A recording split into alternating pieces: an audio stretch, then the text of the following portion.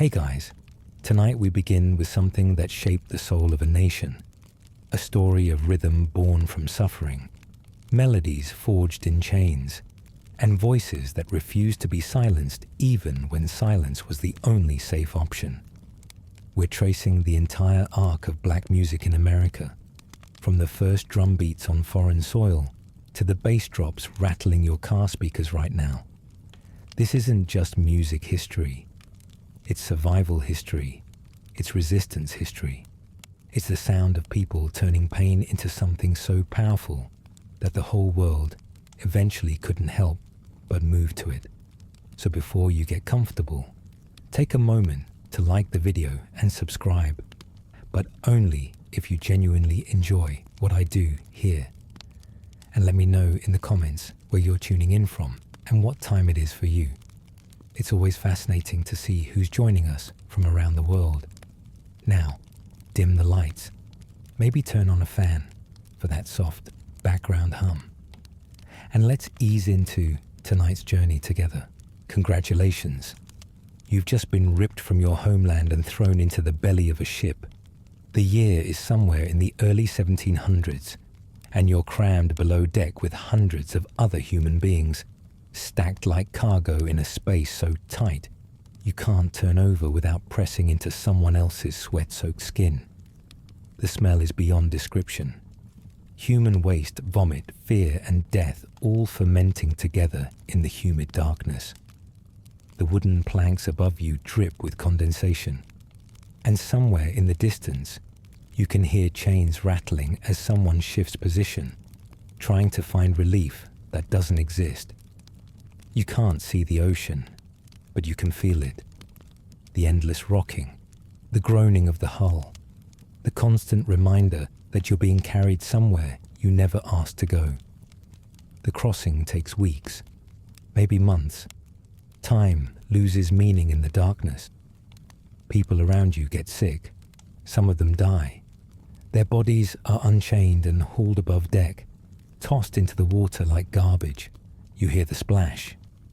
You wonder when it will be your turn. But here's the thing.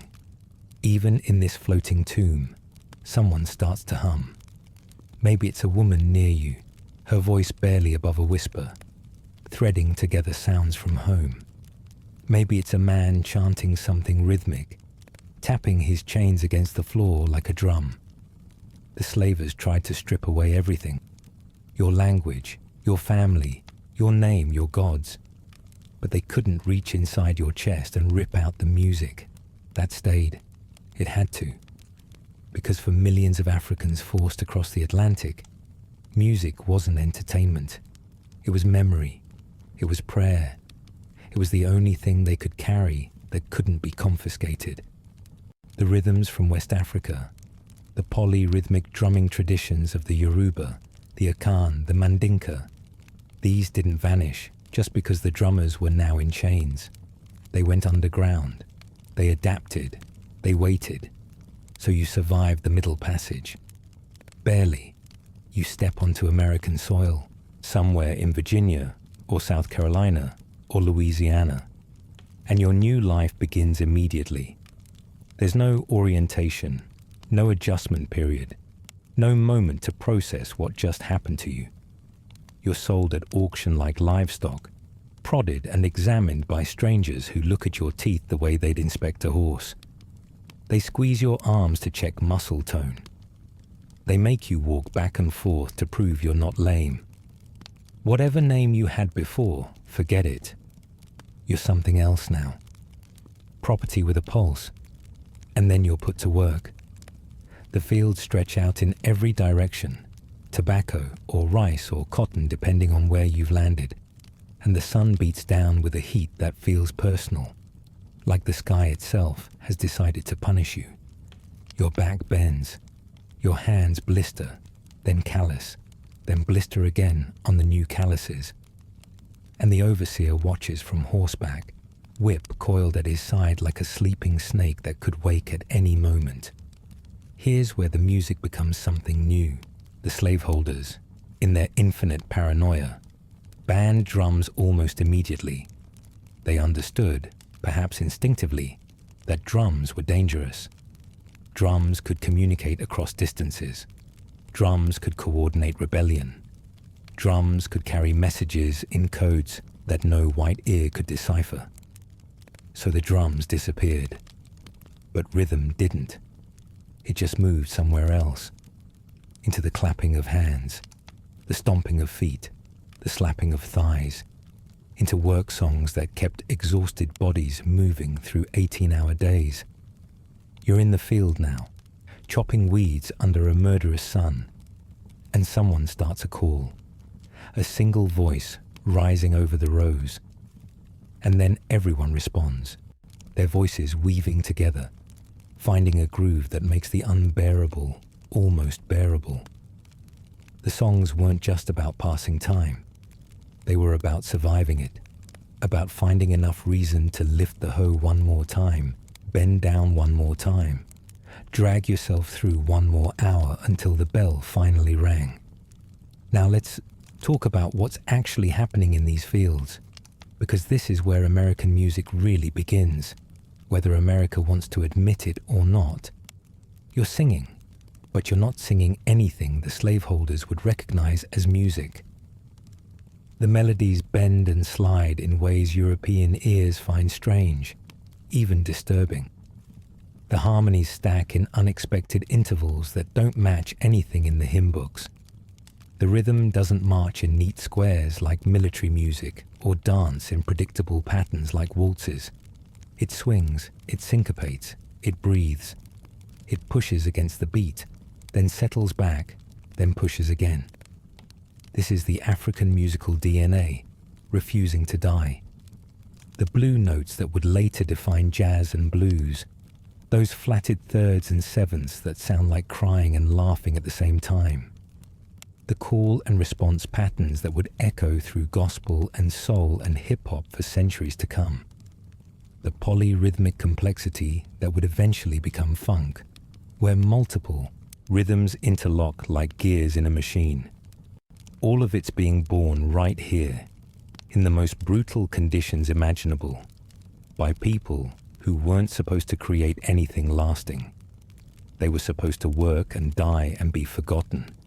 Their names were supposed to vanish from history. Instead, they invented the musical language that would conquer the planet. The irony is almost unbearable.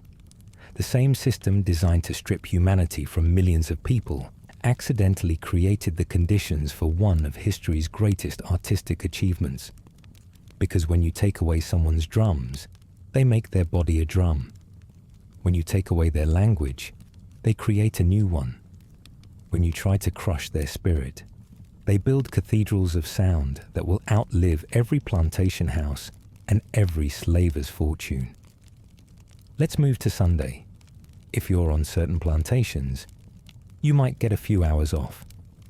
The Lord's Day, they call it, which is deeply ironic considering how these same people use their Lord's Book to justify owning you. But never mind that for now. Maybe you gather with other enslaved people in what they call praise houses, rough wooden buildings where the music takes on a different character entirely. This is the birth of the spiritual, and it's something the slaveholders completely misunderstand. They see black people singing about Moses and the Promised Land, about crossing the Jordan River, about being delivered from bondage, and they think it's proof that Christianity has taken hold, that their mission to civilize the savages is working. Some of them even feel proud about it. What they don't realize, what they can't realize because their position depends on not realizing it, is that every one of those songs carries double meaning. When you sing about Moses telling Pharaoh to let his people go, you're not just retelling Bible stories. You're encoding messages of resistance right under the master's nose. The Jordan River isn't just a biblical landmark. It's the Ohio River, the boundary between slave states and free soil. Follow the Drinking Gourd isn't a pleasant nature song. It's detailed instructions for escaping north using the Big Dipper as a guide. Wade in the Water tells runaways to use streams to throw off the scent for tracking dogs. The spirituals are a masterclass in survival through misdirection, coded communication disguised as simple faith, and they sound absolutely beautiful while doing it. The harmonies lift toward heaven even as the words point toward freedom. So the decades roll by, and something terrible and something inevitable approaches.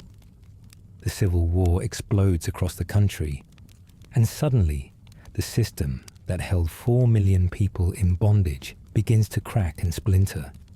You might find yourself behind Union lines now, technically free, but with nowhere to go and nothing to your name except the clothes rotting off your back. Contraband, they call people like you. A word that makes you sound like smuggled goods rather than a human being finally escaping hell. Or you might still be on a plantation watching the Confederate Army crumble and wondering if the rumors of emancipation are really true or just another cruel trick. Either way, everything changes. And when the guns finally fall silent, when the surrender is signed and the news spreads, you're thrust into a world that doesn't know what to do with you and mostly doesn't want to figure it out. You're free. Congratulations. Now figure out how to eat. Figure out where to sleep. Figure out what freedom even means when everyone around you still sees you as property that somehow escaped. The period after the war is chaos and possibility mixed together in equal measure. You wander the roads looking for family members sold away years or decades ago. Maybe you find some of them. More likely you don't, and the searching becomes its own kind of wound.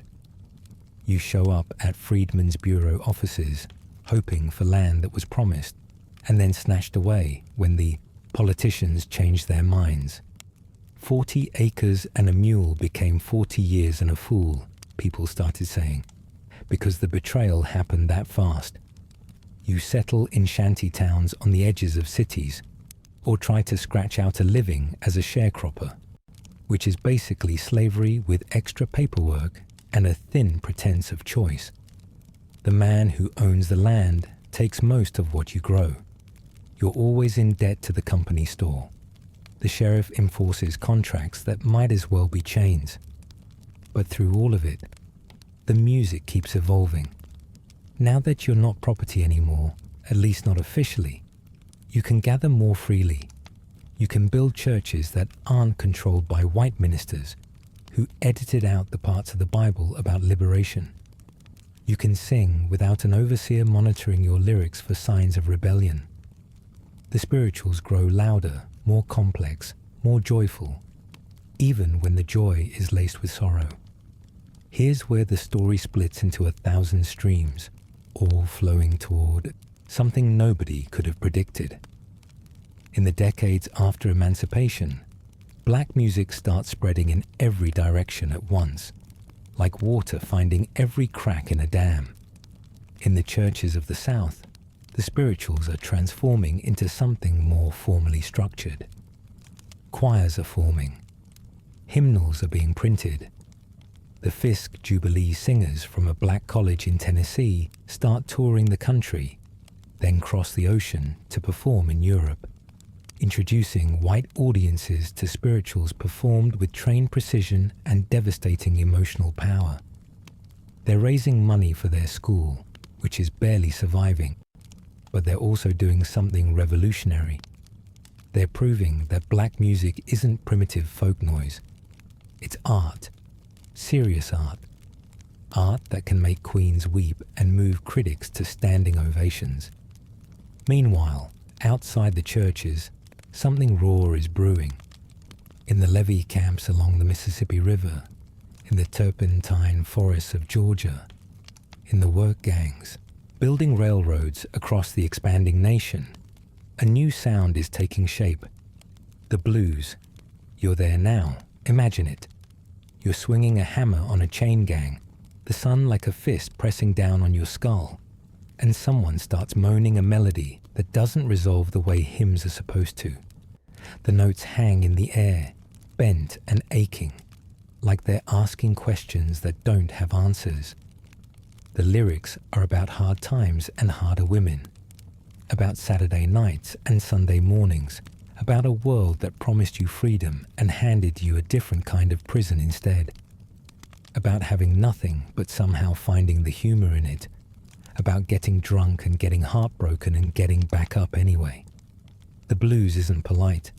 It isn't uplifting in any simple way. It's honest in a way that makes proper folks uncomfortable.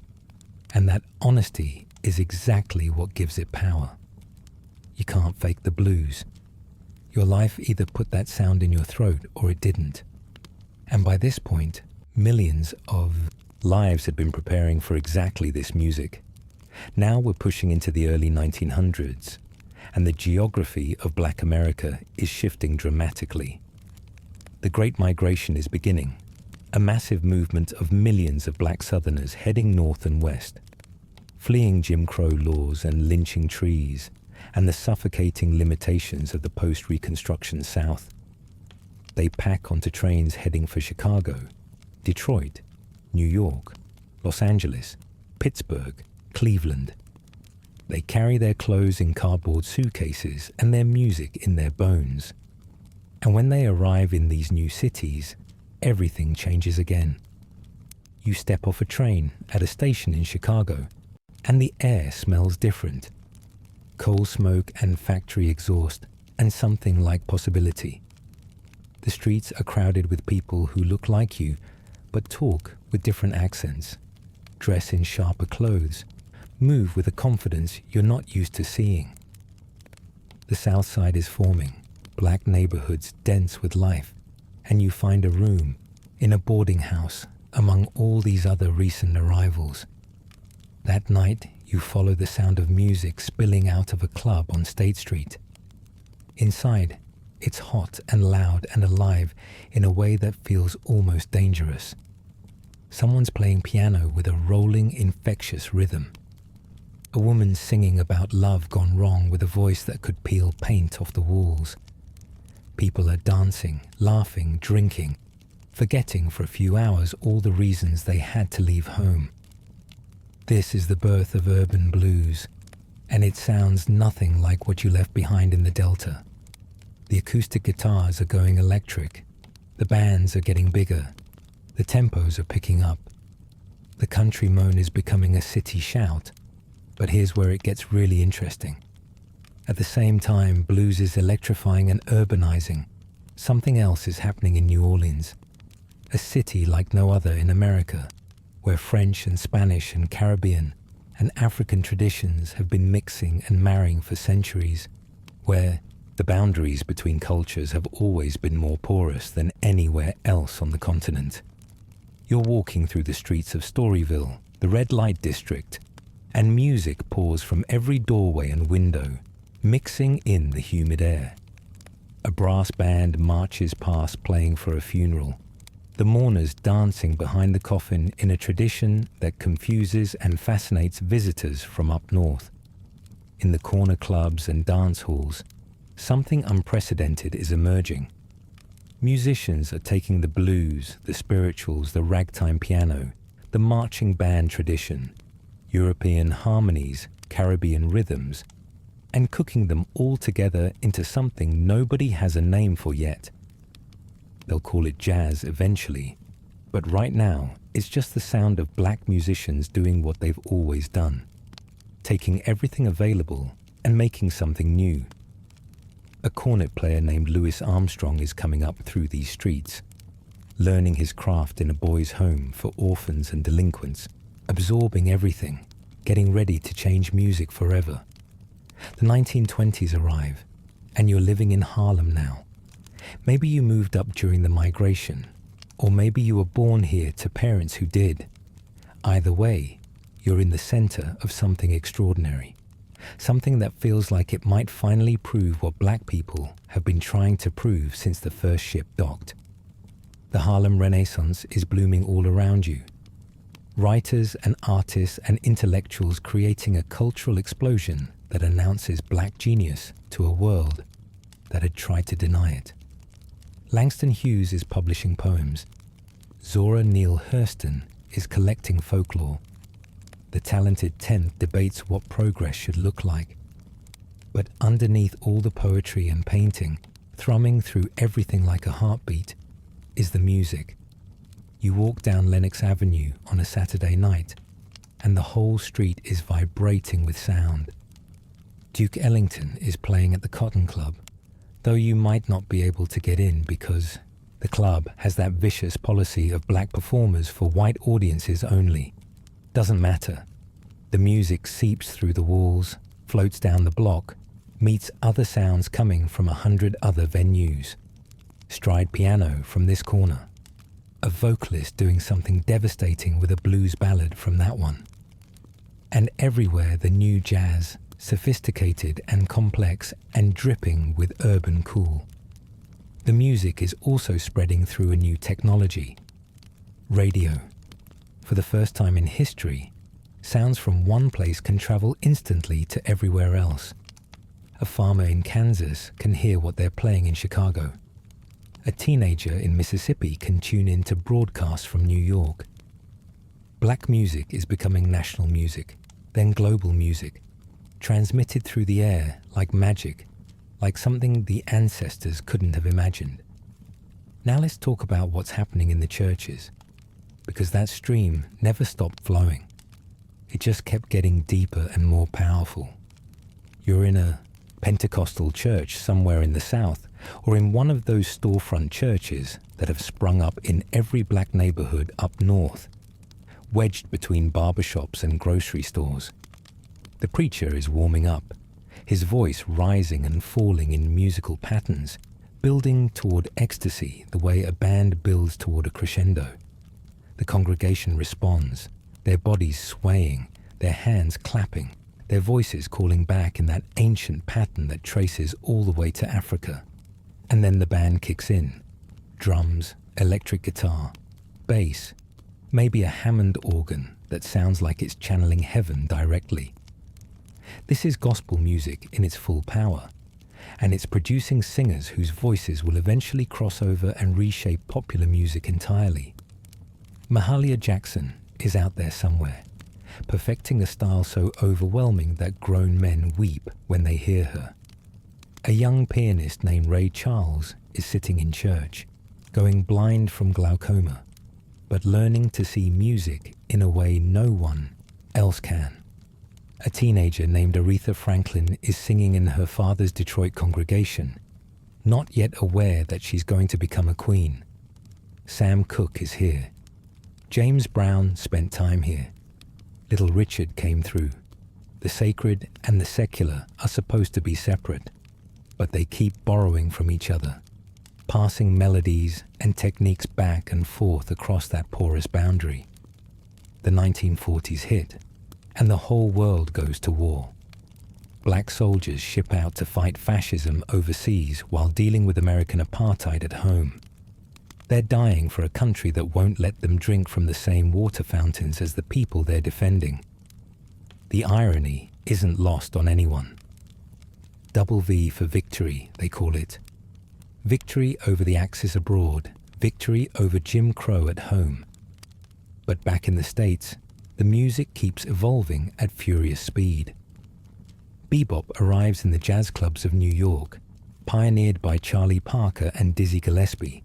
Music so complex and fast that it seems designed to separate serious listeners from casual fans. It's intellectual, challenging, and absolutely not meant for dancing. It's also a deliberate assertion of artistic genius in a country that still treats black people as second-class citizens. This music refuses to be background noise. Meanwhile, in the bars and juke joints, something more visceral is building. Rhythm and blues, they're calling it now. Jump blues with big bands. Electric guitar-driven rockers. Songs about Saturday night pleasures delivered with a wink and a thrust. This is the music that teenagers are sneaking off to hear. The music that scandalized parents warn about. The music that would eventually birth something even more dangerous. And then comes the 1950s, and rock and roll explodes like a bomb that's been ticking for 300 years. You're a teenager now, maybe in Memphis or Cleveland or anywhere the signal reaches.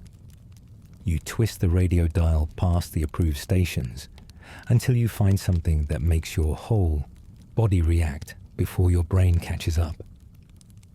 Chuck Berry is duck walking across stages, making his guitar sound like a laughing dare, writing lyrics about teenage life that white kids recognize even though everything about him should be foreign to them.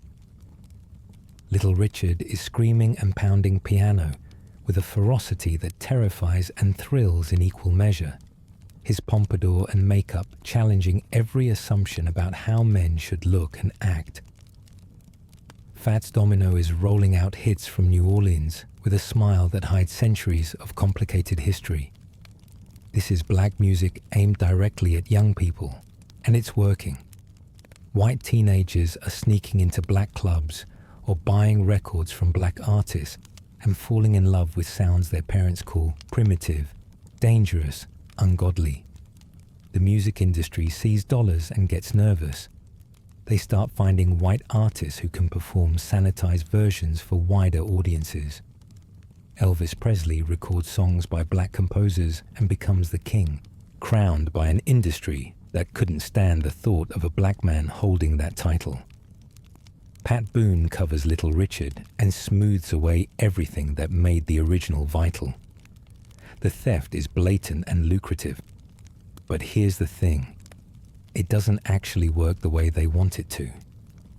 The covers sell, sure, but anyone with ears knows they're inferior. And for every young white person who buys the Pat Boone version, a certain percentage eventually traces their way back to the source and discovers what they were missing. Now we push into the 1960s, and history starts moving so fast it's hard to keep up. You're in the thick of it now. The civil rights movement is erupting across the South. Young people sitting at lunch counters and riding freedom buses and marching into fire hoses. And every step of the way they're singing. We Shall Overcome becomes an anthem, a repurposed spiritual transformed into a declaration of intent. Keep your eyes on the prize. Ain't gonna let nobody turn me around. The songs bind strangers together into a movement, give courage to people facing down hatred, turn individual protesters into a community that can endure whatever gets thrown at them. But the movement has its own internal tensions about music. The older generation prefers the dignified gospel tradition, the church-rooted sounds that white allies find respectable. The younger generation wants something with more edge. They're listening to what's coming out of Detroit on the Motown label. Songs so perfectly crafted, they could pass on any radio station while still speaking to black experience. Smokey Robinson is writing poetry disguised as pop songs. Marvin Gaye is crooning with an ache that hints at deeper troubles. The Supremes are conquering charts while wearing gowns and performing choreographed moves, proving that black elegance can dominate mainstream entertainment. Motown's strategy is deliberate. Berry Gordy runs a finishing school alongside his recording studio, teaching artists how to move, speak, and present themselves in ways that won't threaten white audiences. It's assimilation as survival tactic, and it works brilliantly even as it draws criticism from those who want something rawer and less compromising. Down in Memphis, a different approach is taking shape entirely. Stax Records sits on McLemore Avenue in a converted movie theater, and the sound coming out of there has sweat and grit baked into every groove. Otis Redding is singing with a desperation that borders on holy. Sam and Dave are trading vocal lines like boxers trading punches. Booker T and the MGs are laying down backing tracks with a multiracial lineup that makes a political statement just by existing. White and black musicians creating together in a city still fighting integration. This is Southern Soul, and it doesn't apologize for its origins. It sounds like Saturday night fish fries and Sunday morning hangovers, like factory work and romantic disappointment, like the lived reality of black life in a region that still hasn't reconciled with its history. And then 1968 hits, and everything shatters. Martin Luther King Jr. is assassinated in Memphis on the balcony of the Lorraine Motel, just blocks from where all that beautiful music was being made. Cities burn. Hope curdles into rage. The music has to change again because the world it was responding to has changed completely. James Brown takes the stage and becomes something more than a singer. He becomes a force of nature, a nuclear reactor of rhythm. You're in the audience at one of his shows, and your body simply cannot stay still, no matter how hard you try.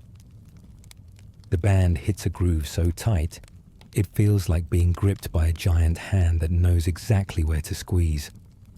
Brown screams, grunts, drops to his knees, spins, does the splits, and somehow never misses a beat. The cape routine happens, the dramatic collapse and resurrection, and even knowing it's choreographed doesn't diminish its power. This is funk now, music that prioritizes rhythm above all else, that turns the beat itself into the message. Brown is shouting, "Say it loud, I'm black and I'm proud." And for the first time in American history, that declaration doesn't have to be whispered. It can be screamed over a bass line that shakes windows. Sly and the Family Stone takes the funk in a more psychedelic direction. Their multiracial band presenting an image of integration, even as the dream of integration seems to be dying. Parliament Funkadelic will soon emerge from Detroit with an entire mythology built around funk, costumes and motherships, and a philosophy that treats dancing as liberation theology. And then hip-hop appears, and nothing is ever the same. You're in the South Bronx now, the late 1970s. The neighborhood looks like a war zone because in many ways it is. Landlords burn buildings for insurance money. City services have been cut to nothing. Gangs fight over blocks that nobody else wants. The country has written this place off, abandoned its residents to whatever fate can find them. But in the rubble, something miraculous is happening. You hear it coming from a park, or a community center, or a street party powered by electricity hijacked from lampposts. Someone's playing records on turntables, but they're not playing them normally. They're isolating the break, that few seconds of pure rhythm where everything drops out except drums and bass. And they're looping it, extending it, creating a continuous groove that dancers can ride forever. A voice comes over the microphone, talking rhythmically, hyping the crowd, spinning rhymes that build on each other with increasing complexity. This is hip-hop being born, and nobody recording it or dancing to it or rapping over it has any idea it will eventually become the dominant global youth culture. Kool Herc is throwing these parties. Grandmaster Flash is developing turntable techniques so sophisticated they constitute a new instrument. Africa, Bambaataa is creating a philosophy around the movement, steering gang members toward artistic battle instead of violent ones. The 1980s arrive and hip-hop spreads from the Bronx to everywhere. You hear it on the radio now, still controversial, still dismissed by older generations and music critics as a fad that will pass any day. Run DMC puts hip-hop in rock arenas, their Adidas sneakers and fedoras becoming uniform for a generation. Public Enemy turns the music into a weapon of political education. Chuck D's booming voice delivering history lessons over beats that sound like sirens and alarms. NWA explodes out of Compton with tales of police brutality and street life so vivid and profane that the FBI sends them an actual letter of concern. The music is being attacked as dangerous, corrosive, responsible for all manner of social ills, which is exactly what they said about blues and jazz and rock and roll and soul. The pattern holds steady across a century. Every generation of black music frightens and captivates in equal measure. gets blamed for moral decay, gets stolen and sanitized, and eventually gets recognized as American classic. Hip-hop is just the latest variation on a very old theme. But we should talk about what's happening parallel to hip-hop, because black music never moves in just one direction. R&B is transforming through the 1980s and 1990s, absorbing hip-hop influence while maintaining its own distinct identity. Whitney Houston emerges with a voice so technically perfect, it almost seems unfair, bringing gospel-trained power to pop ballads that dominate airwaves worldwide. Michael Jackson transcends categories entirely, becoming arguably the most famous entertainer on the planet while dealing with pressures and peculiarities that would eventually contribute to his destruction. Prince is out in Minneapolis, playing every instrument, singing in every style, blurring gender and genre with a deliberate audacity that makes everyone uncomfortable and fascinated simultaneously. New Jack Swing appears, Teddy Riley creating a template that marries hip-hop beats to R&B melody. The sound dominates early 1990s radio, then gives way to smoother, more sophisticated productions as the decade progresses. And we should talk about the constant threat of erasure, because that's part of this story too, and always has been. Throughout this entire history, from spirituals to streaming playlists, black artists have watched their innovations get credited to others, their profits get siphoned away, their stories get rewritten by people who weren't there. Elvis becomes the king of rock and roll. Benny Goodman becomes the king of swing. The British invasion bands of the 1960s acknowledge their black influences, but somehow end up bigger than their sources. The pattern repeats with electronic music, with country music, with virtually every genre that exists. The documentation matters because the theft is ongoing. Not ancient history, but present, reality.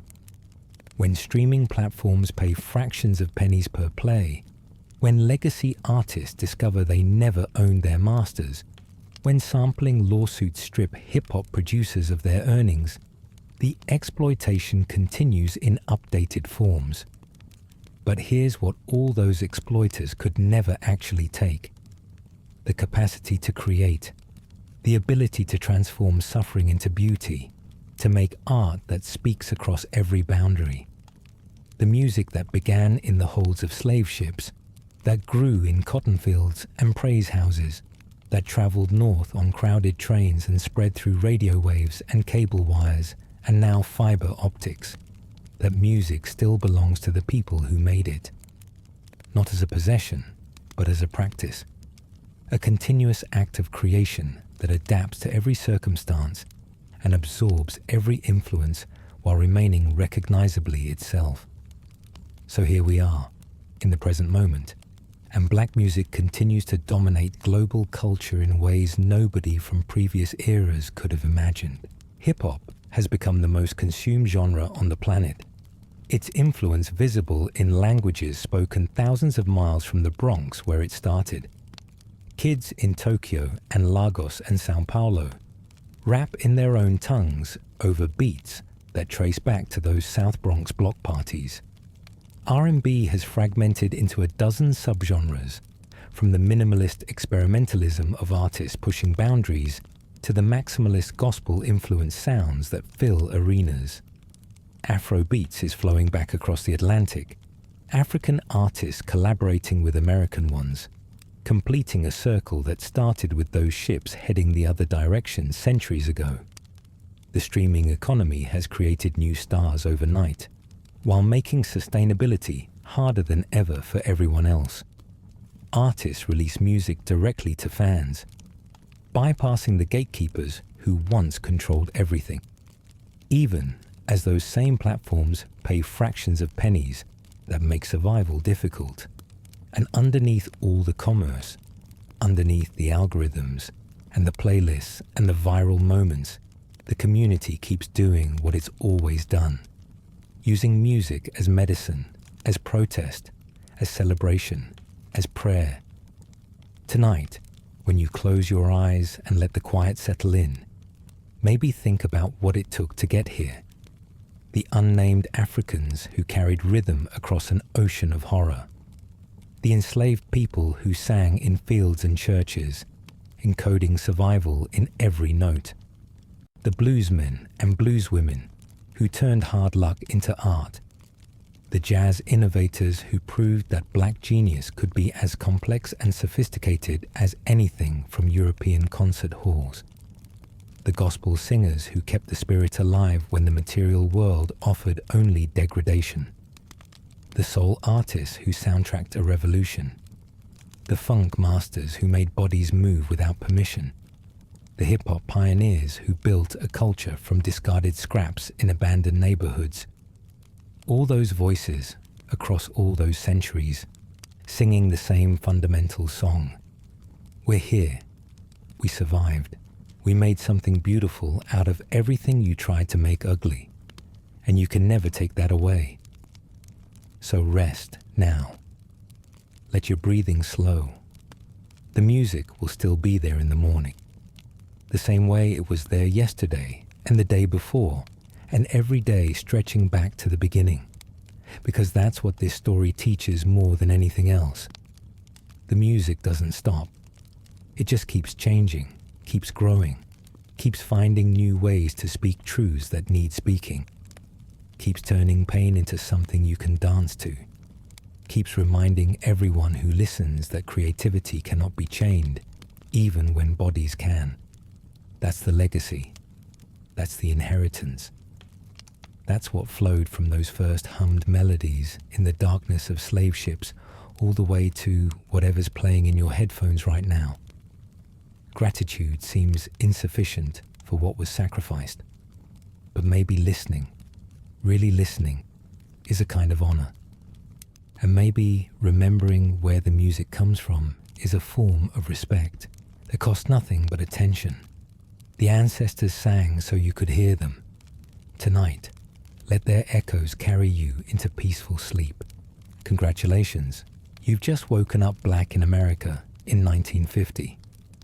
The good news is that slavery ended 85 years ago. The bad news is that nobody told the South, or the North really, but the South isn't even pretending anymore. You open your eyes in a small house in Montgomery, Alabama, or maybe Memphis or Jackson, or any of the 1,000 towns where the rules are written in custom and enforced with violence. The law says you're equal. The law is lying. Your life is governed by a system called Jim Crow, named after a minstrel character, which tells you everything you need to know about how seriously your humanity is taken. Here's how the system works. You can't drink from the same water fountain as white people. You can't sit at the same lunch counter. You can't try on clothes in department stores because your skin might contaminate the fabric. You ride in the back of the bus, and if a white person needs your seat, you stand, or you get off, or you get arrested, or you get beaten, depending on the mood of the driver and the passengers and the police who might or might not show up. You can't swim in public pools. You can't use public restrooms in most places. You enter buildings through back doors if you're allowed to enter at all. The movie theater has a separate entrance, a separate staircase, a separate balcony where you sit in the dark and watch the same film as the white folks below, breathing the same air, which is apparently the only thing they'll share. The signs are everywhere, colored and white, over doorways, over fountains, over the entrances to parks and beaches and hospitals. The signs don't explain themselves. They don't need to. You learn to read them before you learn to read words. The humiliation is the point. Every interaction reminds you of your place, and your place is beneath. Not separate but equal, as the Supreme Court once pretended. Just separate, just less, just other. The water from the colored fountain is warm, The fountain itself rusted and poorly maintained. The white fountain is clean, cold, functional. The metaphor is so obvious it hurts. And if you forget your place, there are consequences. The Ku Klux Klan rides at night, burning crosses, burning houses, burning bodies. Lynching isn't history, it's current events. Black men are murdered for looking at white women, for being too successful, for asking to be paid fairly, for no reason at all except that someone felt like killing and knew they'd face no punishment. The sheriff is often in the Klan, the judge is often in the Klan, the jury is always white. Justice is a word that applies to other people. Between 1877 and 1950, over 4,000 black Americans were lynched, and those are just the ones that were documented. The real number is higher. The bodies that disappeared into rivers and swamps and unmarked graves, they don't show up in the statistics. You survive by learning the rules so deeply they become instinct. You step off the sidewalk when white people approach. You lower your eyes. You say, "Yes, sir," and "No, ma'am." And you never, ever let your anger show. The anger is there, of course. It's always there, burning in your chest. But you've learned to swallow it, because the alternative is death. Your parents taught you this. Their parents taught them. The knowledge passes down like an inheritance nobody wanted. You teach your children the same lessons, hating yourself for doing it, knowing it might save their lives. Look down. Speak softly. Don't run. Don't argue. Come home alive. But here's the thing about oppression. It requires cooperation. It requires the oppressed to accept, or at least to appear to accept, the terms of their subjugation.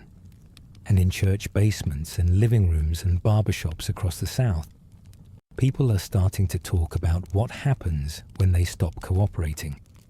The NAACP has been fighting legal battles for decades, chipping away at segregation case by case.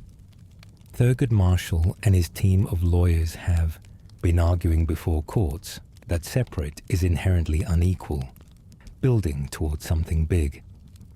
Black newspapers like the Chicago Defender and the Pittsburgh Courier spread stories of resistance and success to communities that white media ignores. Veterans who fought fascism in Europe are coming home and asking why they should accept fascism in Alabama. They stormed beaches at Normandy. They're not afraid of a bus driver in Birmingham. The ground is shifting. You can feel it beneath your feet. A tremor that could become an earthquake. Something is about to happen. It just needs a spark. The legal breakthrough comes first. Brown v. Board of Education, 1954. The Supreme Court unanimously declares that segregation in public schools is unconstitutional.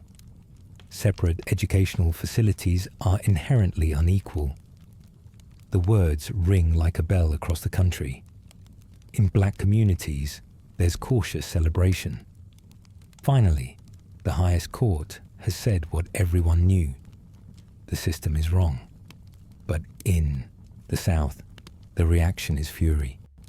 Georgia's governor promises that his state will never integrate. Mississippi forms a state sovereignty commission to fight desegregation. Politicians sign the Southern Manifesto, pledging massive resistance. The decision changes the law, but changing the law and changing reality are different things entirely. The spark that ignites the movement comes from a seamstress on a bus. December 1st, 1955, Montgomery, Alabama. Rosa Parks is 42 years old, and she's tired. Not just physically tired, though she is that too. After a long day of work at a department store where she alters clothes but isn't allowed to try them on. She's tired of the humiliation, tired of the daily degradation, tired of a system designed to remind her that she doesn't matter. When the bus driver orders her to give up her seat to a white passenger, she refuses. Not dramatically, not with a speech. She just says no. The driver threatens to have her arrested. "You may do that," she says. And he does. Now here's what they don't always tell you. Rosa Parks wasn't just a tired woman who spontaneously decided she'd had enough. She was a trained activist, the secretary of the local NAACP chapter, a woman who had attended the Highlander Folk School in Tennessee, where she studied non-violent resistance and movement building. She understood exactly what she was doing. Her arrest wasn't an accident. It was an opportunity. Black leaders in Montgomery had been waiting for a case like this. Someone respectable, someone unimpeachable, someone whose arrest could galvanize the community. There had been other arrests before, other women who refused to give up their seats, but their circumstances weren't right. Their backgrounds might be attacked. Rosa Parks was that person, a woman of impeccable character whose dignity could not be questioned. Within days, the Montgomery bus boycott begins. E.D. Nixon, a Pullman porter and union organizer, and Jo Ann Robinson, an English professor at Alabama State, worked through the night to organize. Robinson mimeographs thousands of flyers announcing the boycott, her hands stained with ink, the machine running until it nearly breaks. Black residents, who make up the majority of bus riders, simply stop riding. They walk to work, miles sometimes, in the December cold. They organize carpools, share rides, wear out their shoes on sidewalks that weren't designed for this much traffic. The bus company bleeds money.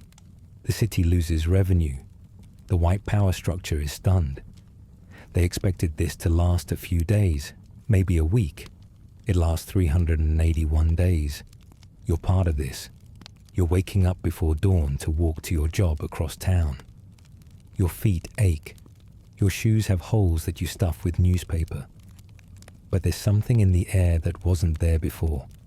A feeling of collective power you've never experienced. At mass meetings in churches, you sing freedom songs and listen to speakers, including a young preacher named Martin Luther King Jr., just 26 years old, who talks about love and justice and nonviolent resistance in ways that make your heart race. He quotes the Bible and the Constitution and philosophers you've never heard of, weaving them together into something that sounds like prophecy. The boycott isn't just about buses anymore. It's about proving that black people can organize, can sacrifice, can win.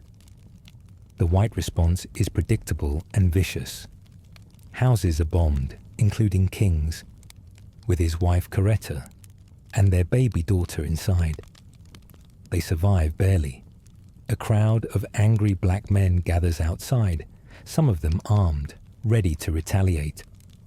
King walks onto his damaged porch and tells them to go home, to put away their weapons, to love their enemies. It's the first real test of non-violent philosophy under fire, and somehow it holds. Boycott leaders are arrested on trumped-up charges under an ancient anti-boycott law. King goes to jail for the first time.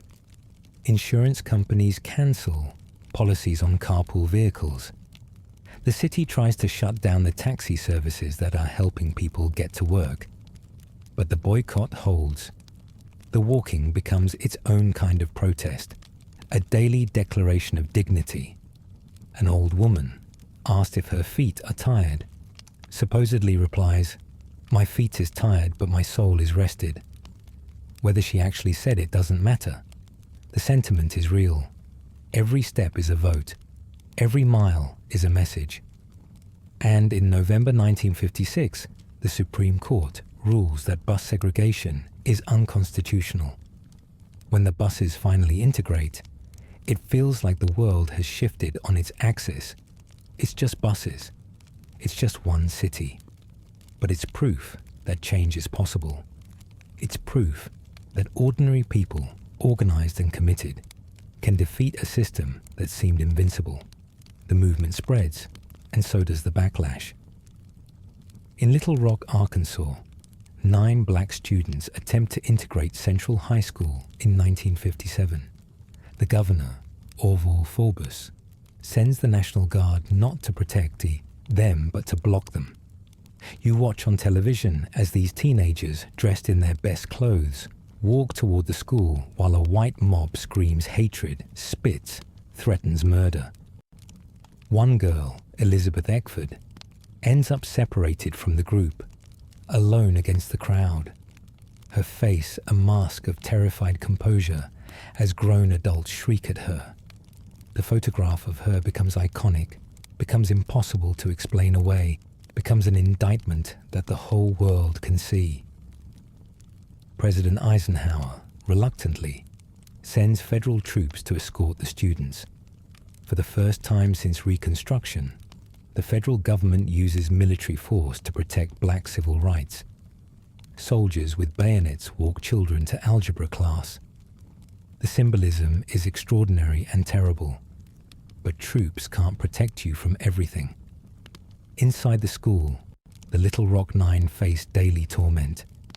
They're shoved into lockers, tripped on stairs, called names that nobody should have to hear. Someone throws acid in one girl's eyes. Another is kicked down a flight of stairs. They endure a year of violence for the right to learn what white students learn. Think about that. Children fighting for education, treated like enemy combatants in their own country. And these are the ones who make the news. In thousands of other schools across the South, integration doesn't happen at all. The law says one thing, reality says another. The next wave comes from unexpected quarters. College students. Greensboro, North Carolina, February 1st, 1960. 4 freshmen from North Carolina A&T, a black college, walk into a Woolworth's department store. They buy some school supplies, keep their receipts to prove they're paying customers, then sit down at the whites-only lunch counter and order coffee. The waitress refuses to serve them. They don't move. They sit there, polite, patient, until the store closes. They come back the next day, and the next. Within 2 weeks, the sit-in has grown to over 300 students. Within 2 months, the movement has spread to 54 cities in 9 states. The sit-in movement explodes across the South. Nashville, Atlanta, Birmingham, dozens of cities see black students sitting quietly at lunch counters while white mobs pour ketchup and mustard on their heads, burn cigarettes on their necks and arms, beat them with fists and clubs. The students don't fight back. They've been trained in non-violent resistance, drilled in workshops where they practiced being insulted, being hit, staying calm. In Nashville, the workshops are run by James Lawson, a divinity student who studied Gandhian non-violence in India. Students take turns playing the roles of protesters and attackers, learning to absorb blows, to go limp when dragged, to protect their heads and vital organs without striking back. The discipline is extraordinary. You watch a young man get coffee poured over his head, and he doesn't flinch, doesn't raise his hands, just keeps sitting there, dignity intact despite everything. A young woman is pulled from her seat and kicked repeatedly. She doesn't cry out. She doesn't fight. She just curls up and waits for it to be over, then gets back on her seat. The violence exposes the ugliness of segregation in ways that arguments never could. Television cameras capture white adults beating children for sitting peacefully. The images are broadcast across the nation, across the world. Segregation has always relied on being invisible to those who benefit from it. The sit-ins make it impossible to look away. Here's what nonviolence actually meant. It wasn't passive, it was strategic. The movement understood that they would never win a violent confrontation. The state had all the weapons, all the power, all the legitimacy to use force. What the movement had was moral authority, but only if they could maintain it. Every act of white violence against peaceful protesters shifted public opinion. Every photograph of a well-dressed student being brutalized made segregation harder to defend. The suffering was real, but it was also tactical.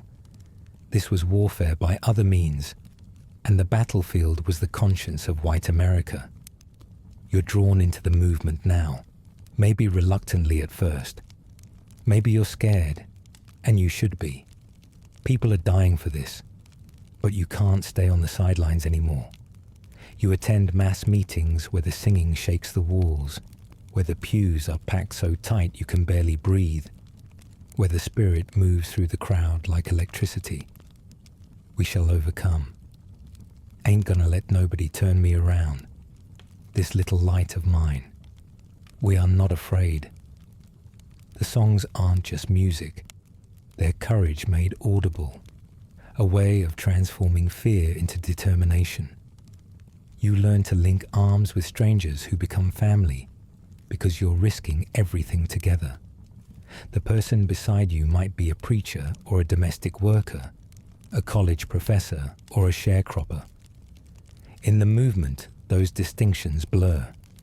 The students organize themselves into the Student Nonviolent Coordinating Committee, SNCC, pronounced SNCC. They're young, impatient, willing to take risks that older leaders won't. They push the movement forward, sometimes clashing with the established organizations like the NAACP and King's Southern Christian Leadership Conference. The energy is incredible, the debates passionate, the commitment total. These young people are remaking themselves and the country at the same time. The Freedom Rides come in 1961. The Supreme Court has ruled that segregation in interstate bus terminals is unconstitutional, but the South ignores the ruling. Integrated groups of activists board buses in Washington, D.C., heading into the Deep South to test whether the law means anything. They know what they're riding into. They've written their wills. They've prepared themselves for prison, for beatings, possibly for death. In Anniston, Alabama, a mob slashes the tires of one bus, follows it out of town, and firebombs it. The riders nearly burn alive as the mob holds the doors shut. They escape only when the fuel tank explodes and the mob fears for their own safety. The photographs show the bus in flames, black smoke rising against an Alabama sky. Freedom riders collapsed on the grass with smoke inhalation. In Birmingham, the police conveniently disappear for 15 minutes, while Klansmen attack riders with pipes, baseball bats, bicycle chains. One man is beaten so badly, he requires over 50 stitches and suffers permanent brain damage. The photos go worldwide. International embarrassment forces the Kennedy administration to act. The Interstate Commerce Commission finally enforces desegregation of terminals. It took burning buses and broken skulls to make a Supreme Court decision real. Birmingham, 1963. The movement decides to target the most segregated city in America, the city where bombings are so common. Black neighborhoods call it Bombingham, the city where Bull Connor runs, public safety like his personal fiefdom. Connor is exactly what his name suggests, a bull-headed racist who will provide the confrontation the movement needs. The theory is called Project C, with C standing for confrontation. The movement will provoke Connor into violent overreaction, and the violence will be broadcast to the nation, building pressure for federal civil rights legislation. Martin Luther King is arrested on Good Friday and writes his letter from Birmingham jail, scrawling it in the margins of a newspaper, on scraps of paper smuggled in by his lawyers. It's a masterpiece of moral argument addressed to white moderates who counsel patience. For years now, I have heard the word wait, he writes. It rings in the ear of every Negro with piercing familiarity. This wait has almost always meant never. He distinguishes between just and unjust laws. He invokes Socrates and Jesus and the Hebrew prophets. He writes about the white moderate, who is more devoted to order than to justice, and argues that they are a greater obstacle than the Klan. The letter is smuggled out and published, becoming one of the foundational documents of the movement. But the campaign is struggling. Adults are reluctant to march, afraid of losing jobs they can't afford to lose, afraid of violence they've seen too much of, afraid for their families. The jails aren't filling fast enough. Then James Bevel, a young SCLC organizer with a shaved head and overalls, has an idea. Use the children. It sounds insane. It is insane. King himself hesitates, but they're running out of options. On May 2nd, over 1,000 black students skip school and march downtown, singing freedom songs. Some are 6 years old, some are 18. They march in waves, and Bull Connor arrests them all. The jails overflow. They put children in the fairgrounds, in makeshift detention centers. The next day, more children march. Connor loses whatever restraint he had. He orders fire hoses turned on them, the pressure strong enough to strip bark from trees, to rip clothes from bodies, to send small children tumbling down the street like leaves. He releases police dogs. The photographs are horrifying. A German shepherd lunging at a teenage boy named Walter Gadsden.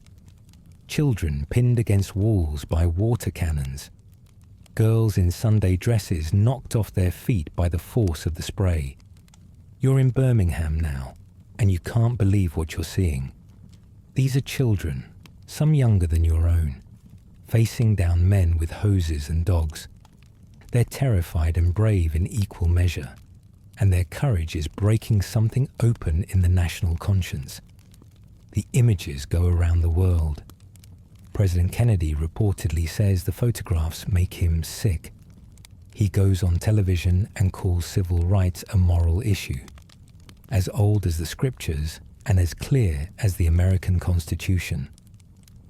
Within weeks, Birmingham's white business leaders agree to desegregate lunch counters, drinking fountains, and fitting rooms. It's a victory purchased with the suffering of children, and nobody pretends the cost wasn't obscene. The summer of 1963 accelerates toward a climax. Medgar Evers, NAACP Field Secretary in Mississippi, is assassinated in his driveway on June 12th. He'd been organizing voter registration, investigating murders, pushing Mississippi toward justice. A white supremacist named Byron de la Beckwith shoots him in the back with a rifle as Evers gets out of his car. His wife Merle and their children find him bleeding on the doorstep, his keys still in his hand, a stack of NAACP t-shirts reading "Jim Crow must go" scattered around him. He dies an hour later. 2 all-white juries deadlock on Beckwith's guilt. He walks free. Justice won't come for 30 years.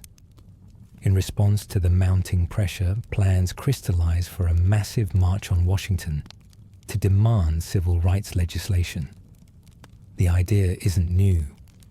Philip Randolph had proposed a similar march in 1941, threatening it until President Roosevelt integrated defense industries to head it off. Now Randolph's vision finally becomes reality.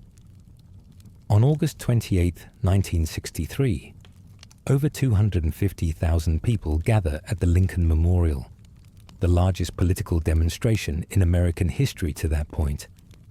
Black and white together, stretching from the monument to the Washington Memorial. A sea of humanity demanding justice. You're there. You took a bus that left at midnight, sat upright all night with your neighbors and strangers who became friends somewhere around Philadelphia. You're exhausted and exhilarated. The heat is brutal, the sun relentless. You stand for hours, pressing toward the reflecting pool, trying to see the speakers who look tiny in the distance. Some speeches are forgettable. Some are powerful. John Lewis, just 23 years old, delivers a fiery address that's been toned down at the last minute. because other leaders found it too radical. He still manages to ask, which side is the federal government on? The crowd roars. And then Martin Luther King takes the podium. He starts with his prepared text, solid but formal, about the promissory note America has defaulted on.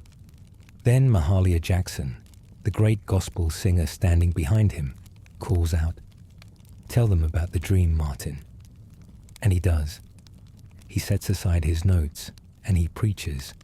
His voice rises and falls in rhythms that reach into your chest and grab your heart. I have a dream that one day this nation will rise up and live out the true meaning of its creed.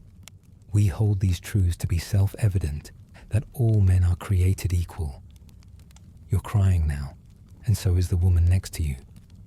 I have a dream that my 4 little children will one day live in a nation where they will not be judged by the color of their skin, but by the content of their character. The words wash over you like a baptism, like something holy and impossible and necessary. Free at last. Free at last. Thank God Almighty, we are free at last. The crowd explodes. For a moment, just a moment. The America King is describing feels possible, feels imminent, feels like you could reach out and touch it. The moment fades, but the memory stays. 18 days later, a bomb explodes at the 16th Street Baptist Church in Birmingham, the church that had been a staging ground for the children's marches. 4 little girls, Addie Mae Collins, Cynthia Wesley, Carol Robertson, and Denise McNair, are killed. They were in the basement, changing into their choir robes, talking about the first day of school. The youngest was 11. The bomb blows a hole in the wall, buries them in rubble. 22 others are injured. A young girl staggers out of the wreckage, her clothes blown off, her sister dead beneath the debris. The violence hasn't stopped. The hatred hasn't softened. The dream feels very far away. But the movement doesn't stop. Stopping would mean the deaths meant nothing. President Kennedy has submitted a civil rights bill to Congress. Then Kennedy himself is assassinated in November. Lyndon Johnson, the new president, takes up the cause, using his legendary legislative skills and the nation's grief to push the bill forward. The Civil Rights Act of 1964 passes after the longest filibuster in Senate history, Southern senators talking for 57 days trying to kill it. The law outlaws discrimination in public accommodations, in employment, in federally funded programs. It's a landmark achievement, the most significant civil rights legislation in a century. And it's not enough, because there's another right, more fundamental than lunch counters, that the South is still denying: the right to vote. On paper, black men have had voting rights since 1870. In practice, the South has constructed an elaborate system to prevent black voters from registering. Literacy tests that white applicants never have to take, administered by registrars who decide whether your answers are correct. Poll taxes that poor people can't afford. Questions impossible to answer correctly, like how many bubbles in a bar of soap, or how many grains of sand on this beach. Registrars who are only open during working hours, who lose paperwork, who simply refuse to register anyone black and dare you to do something about it. And behind all the bureaucratic obstruction stands the threat of violence. Register to vote, lose your job. Organize voter registration, lose your life. Mississippi is the hardest. In 1964, only 6% of eligible black voters are registered. Some counties with majority black populations have no black voters at all. Civil rights organizations launch Freedom Summer, bringing white college students from the North to work alongside black activists on voter registration. The theory is that violence against white Northerners will attract national attention in ways that violence against black Mississippians hasn't. It's a grim calculation, an acknowledgement that white lives are valued more highly by the media and the public. The theory proves correct in the worst possible way. 3 workers, James Chaney, Andrew Goodman, and Michael Schwerner, disappear in June. Chaney is black, from Mississippi, 21 years old. Goodman and Schwerner are white, from New York, 20 and 24. They were investigating a church burning when they were arrested by a deputy sheriff, held in jail until dark, released, and then abducted by Klansmen. The FBI searches for 44 days. The national press covers it obsessively because 2 of the victims are white. Their bodies are found buried in an earthen dam. Chaney had been savagely beaten before being shot. The coroner says he'd never seen bones so badly shattered. The summer continues despite the terror, maybe because of it. Volunteers face constant harassment, beatings, bombings. 37 churches are burned. 30 homes and businesses are bombed. Over 1,000 people are arrested. 6 people are murdered. 80 are beaten. And still they knock on doors. Still, they try to convince terrified sharecroppers that registering to vote is worth the risk. Some do register, though the numbers are small. They risk everything for a ballot. Selma, Alabama, 1965. The movement chooses this city for a voting rights campaign because only 2% of eligible black voters are registered despite years of effort. The sheriff, Jim Clark, is another Bull Connor, a violent racist who wears a button reading "Never" on his lapel and keeps a cattle prod on his belt. For weeks, activists march to the courthouse to register. For weeks, they're beaten, arrested, driven back. A young man named Jimmy Lee Jackson is shot by a state trooper while trying to protect his mother and grandfather during a nighttime march. He dies 8 days later. The response is a march from Selma to Montgomery, 54 miles, to demand voting rights. On March 7, 600 marchers set out across the Edmund Pettus Bridge, named for a Confederate general and Klan leader. On the other side, state troopers and sheriff's deputies wait in a line across the highway. They give the marchers 2 minutes to disperse. Then they attack. Tear gas, billy clubs, men on horseback riding down unarmed people. John Lewis has his skull fractured by a trooper's nightstick. Amelia Boynton is beaten unconscious and lies bleeding on the pavement. The footage airs that night, interrupting a television movie about Nazi war crimes, and America watches in horror as uniformed officers brutalize American citizens whose only crime is wanting to vote. You're in Selma. You were on that bridge. Your eyes still burn from the tear gas. There's blood in your hair from where a troopers club caught you. You're scared in ways you've never been scared before, and you're also certain, absolutely certain, that this matters more than your fear. The day becomes known as Bloody Sunday.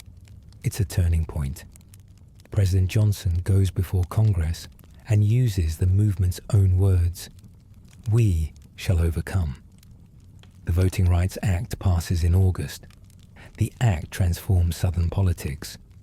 Federal registrars replace hostile local officials. The literacy tests disappear. The poll taxes are struck down. Within 2 years, black voter registration in Mississippi jumps from 6% to nearly 60%. Black officials begin winning elections at local, state, and eventually national levels. The political map of the South starts to shift in ways that continue to this day. But the movement is changing too, and not all the changes feel like progress. The cities of the North explode in riots. Watts in 1965, Detroit and Newark in 1967. Frustration boiling over in places where legal segregation never existed, but poverty and police brutality and housing discrimination created their own kind of oppression. These aren't Jim Crow states. These are cities where black families fled seeking freedom and found ghettos instead. Martin Luther King turns his attention to economic justice, to the Vietnam War, to issues that make him more enemies than friends. His popularity drops. His allies fracture.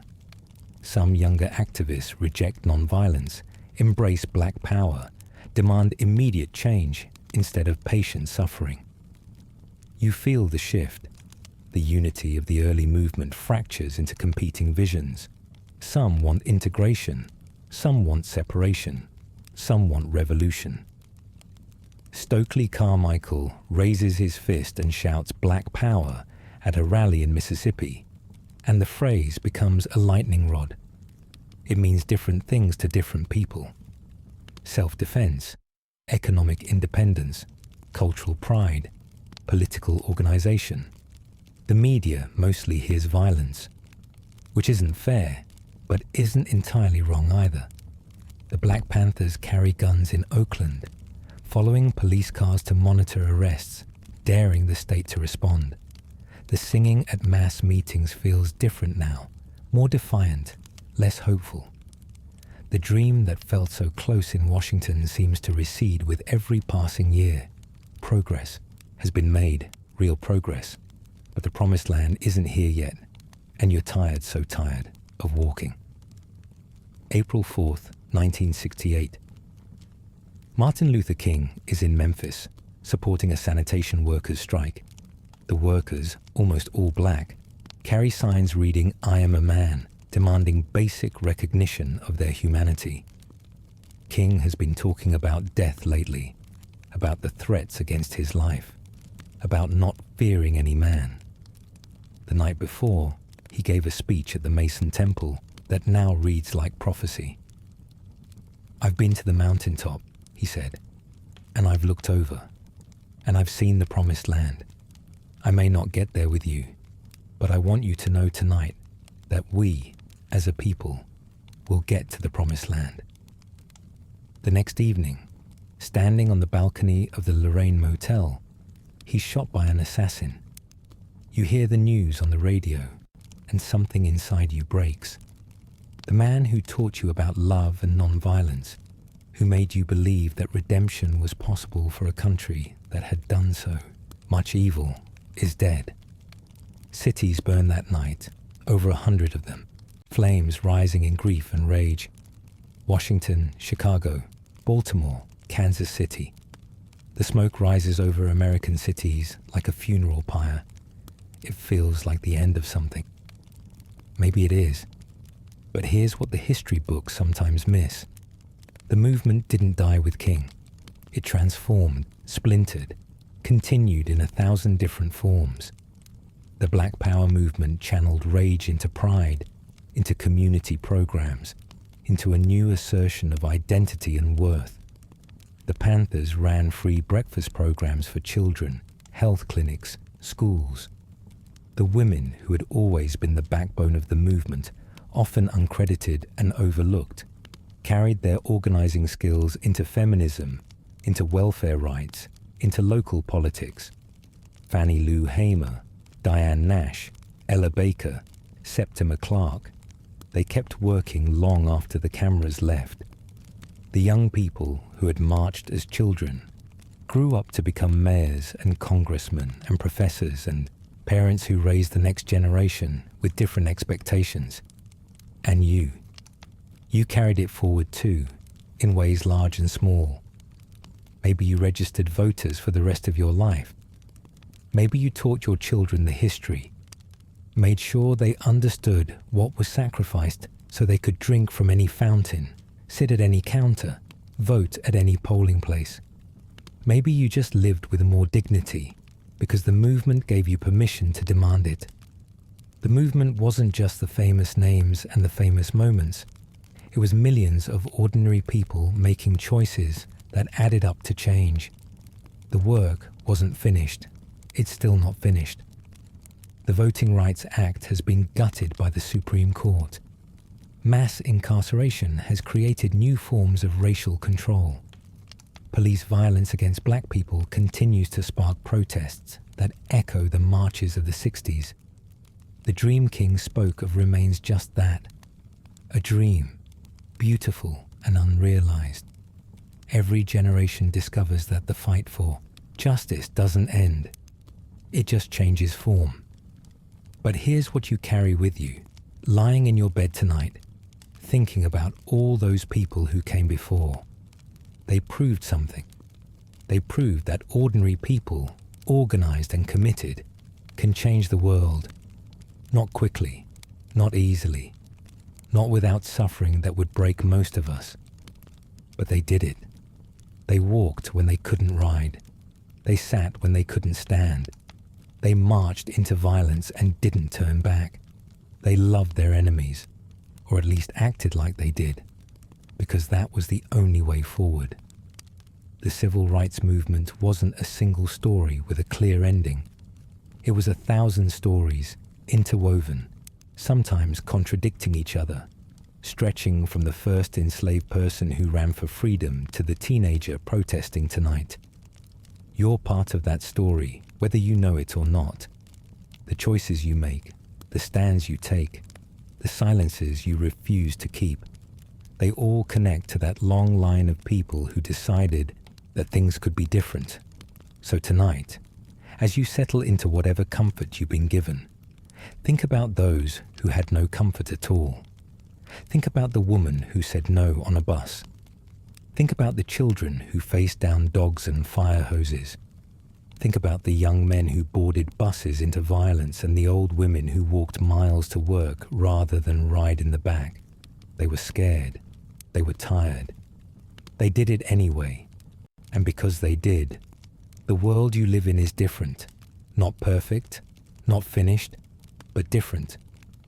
The movement is a gift passed down through generations, a reminder that the arc of the moral universe is long, but it bends toward justice only if people bend it. You can rest now. You've earned this moment of peace, bought by people who never got to rest, who gave everything they had so you could lie here free. Honor them by remembering.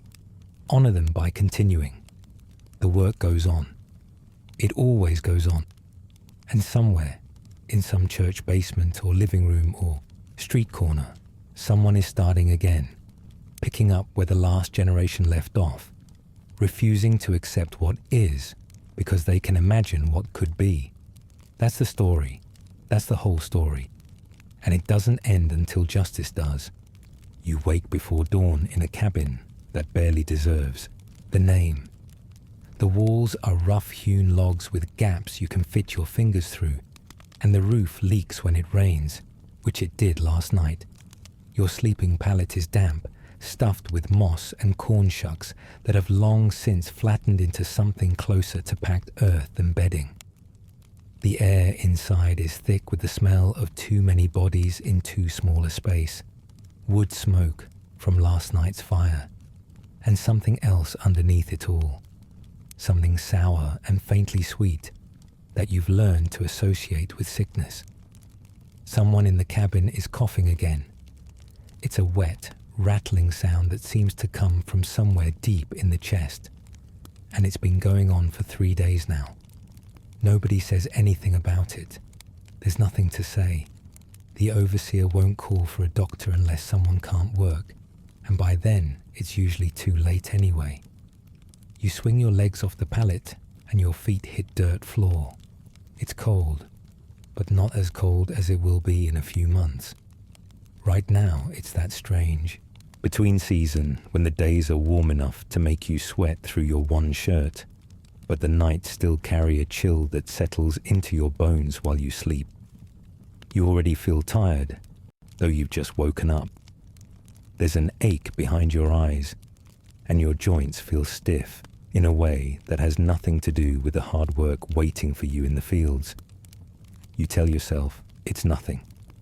You've been telling yourself that for 2 days now.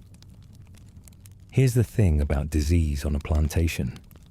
It wasn't just a medical issue. It was an economic one. And that distinction mattered in ways that shaped whether you lived or died. To the enslaver, your body was property, an investment.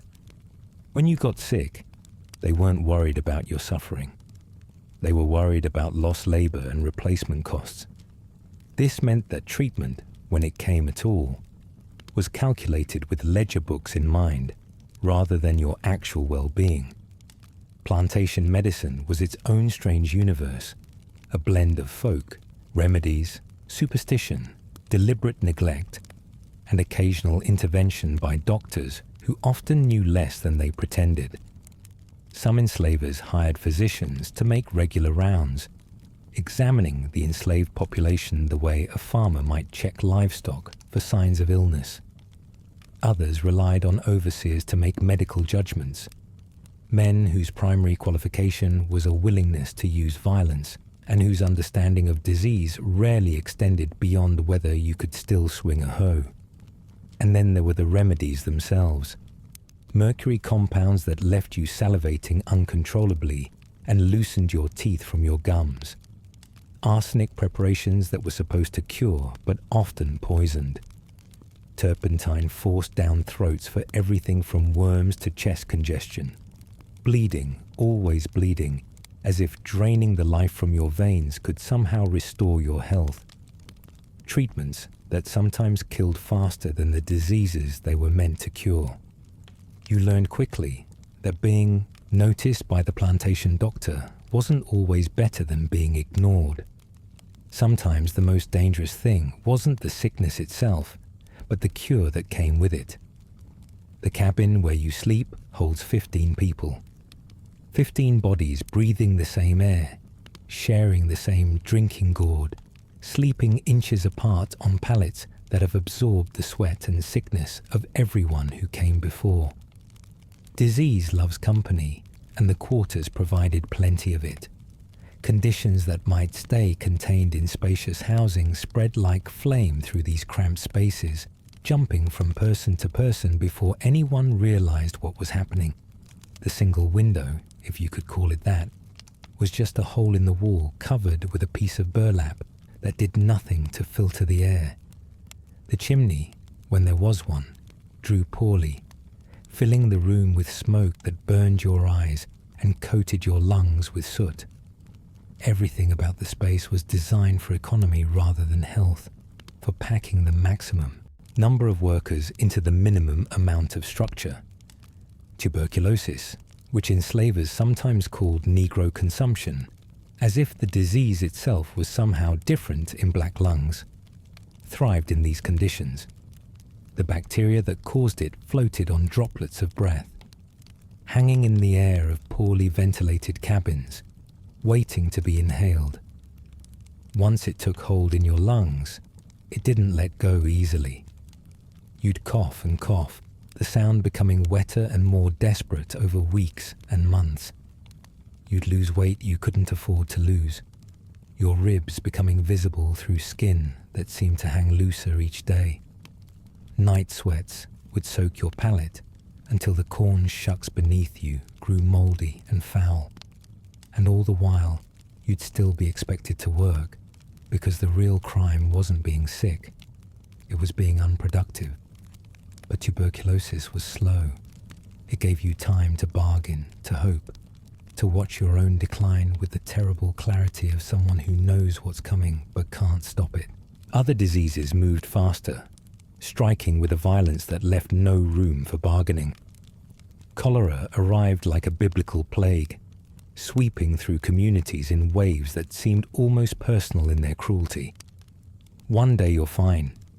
The next you're doubled over with cramps so severe they feel like something inside you is trying to claw its way out.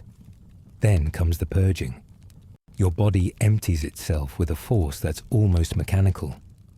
Water pouring out of you from both ends until there's nothing left but a kind of greyish fluid that doctors would later recognize as the signature of the disease. The medical term is rice water stool, which sounds almost pleasant until you understand what it means. Your body is losing water faster than you can possibly replace it. Your skin goes cold and takes on a bluish tint. Your eyes sink into your skull. Your voice becomes a hoarse whisper because there's not enough fluid left in your body to produce normal speech. And through it all, you're conscious, aware, watching yourself slip away. Cholera could kill in hours. Perfectly healthy people in the morning, dead by nightfall, their bodies already being carried out to wherever the dead were put on this particular plantation. The disease spread through contaminated water, through the shared wells and streams that everyone depended on because there was no other option. When cholera came to the quarters, it didn't take one or two. It took whole families. It emptied cabins. It left behind a silence that was somehow louder than any sound. You've heard the old folks talk about the shaking sickness, the one that comes with the warm months and the standing water. They call it arg, or the chills and fever, though you'll never learn its modern name, malaria. It's as old as the swampland itself, carried by mosquitoes that breed in the stagnant pools and rice paddies where so much of your labor takes place. The parasite enters your blood through a bite you barely notice, and then it waits. 10 days, maybe 2 weeks. And then one afternoon, you feel it. A strange sensation that starts deep in your core. Something between a chill and a shudder that seems to radiate outward through your body. Your teeth begin to chatter, even though the day is warm. You pull your thin shirt tighter, but it doesn't help. The shaking intensifies until your whole body is trembling, muscles clenching and releasing in waves you can't control. This is the cold stage, and it lasts for an hour, maybe 2, while you shake and shiver and wonder if your bones might actually rattle apart. Then comes the heat. Your skin goes from cold and clammy to burning hot, fever spiking so high that the world takes on a wavering, dreamlike quality. You sweat through everything you're wearing. Your head pounds with a pressure that feels like it might split your skull. Your joints ache as if you've been beaten. And then, after hours that feel like days, it passes. The fever breaks. You're left weak and exhausted, but alive. For now. Because the thing about malaria is that it comes back. Every few days, like clockwork, the cycle repeats. Chill, fever, sweat, brief recovery, then again, and again. Each cycle leaves you weaker than the last. Your body slowly depleted by a war it can never quite win. People survived malaria for years, carrying the parasite in their blood, never knowing when the next attack would come. Some developed a kind of resistance, especially those whose ancestors came from regions in Africa where the disease was endemic. Their bodies had evolved defenses that made the illness less severe, a trait called sickle cell that protected against the parasite at a cost. Enslavers noticed this. They called it seasoning, as if black bodies were simply better suited to the climate, as if resistance to disease was proof of natural fitness for plantation labor, rather than a tragic inheritance from generations who had survived the same killer across an ocean. The water you drink comes from a well near the quarters, or from a stream that runs along the edge of the property. Either way, you have no idea what else has been in it before it reaches your lips. The waste from the privies seeps into the groundwater. Animals drink from the same streams. Field runoff carries all manner of contamination. Every sip is a gamble, and typhoid fever is one of the prizes. It starts slowly, almost politely. A headache, some fatigue, maybe a loss of appetite that you attribute to the monotony of the food, rather than anything sinister. But over the course of a week, the symptoms build. The fever rises in a characteristic pattern, climbing higher each day like someone turning up a dial. Your belly swells and becomes tender to the touch. A rash of rose-colored spots might appear across your chest and abdomen. small pink marks that a trained physician would recognize immediately, but that to you are just another sign that something is deeply wrong. And then, if you're unlucky, the real danger begins. The bacteria that cause typhoid have a particular affinity for the intestines, and in severe cases, they can eat right through the intestinal wall. Internal bleeding, perforation, peritonitis. Medical terms for a death that comes from the inside out. Your own body becoming a hostile environment. Plantation doctors had no antibiotics, no understanding of the bacteria causing the illness. They might prescribe rest if the enslaver allowed it, or calomel, a mercury compound that probably did more harm than good. Mostly they watched and waited and recorded the outcome in the same ledger, where they tracked crop yields and livestock births. Your survival or death reduced to a line of ink in a book of accounts. Smallpox deserves its own special mention in the hierarchy of horrors.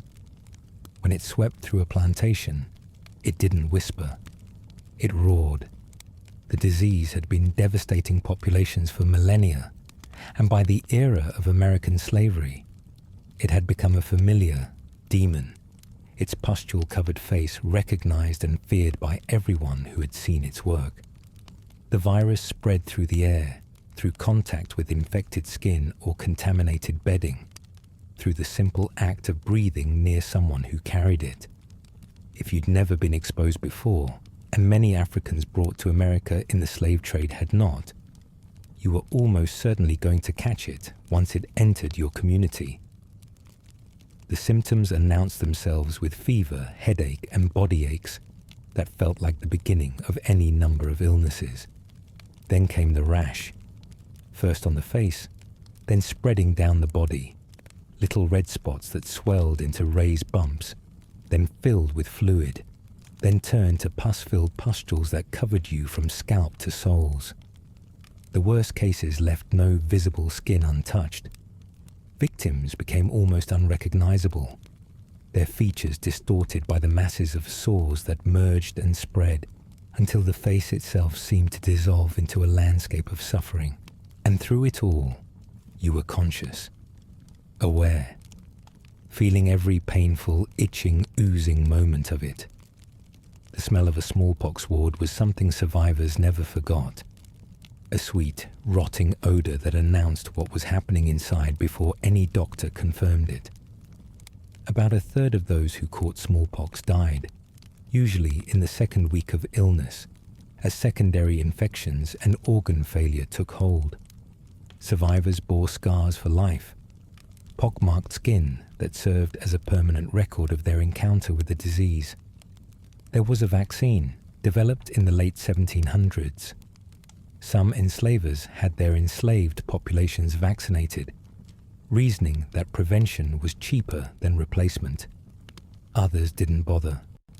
The decision was economic, not humanitarian.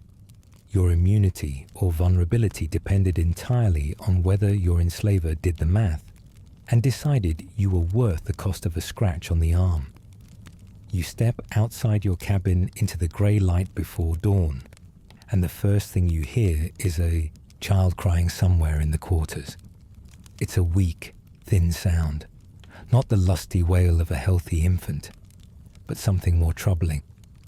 A whimper that suggests the child doesn't have the strength for anything more. Whooping cough has been moving through the cabins for weeks now.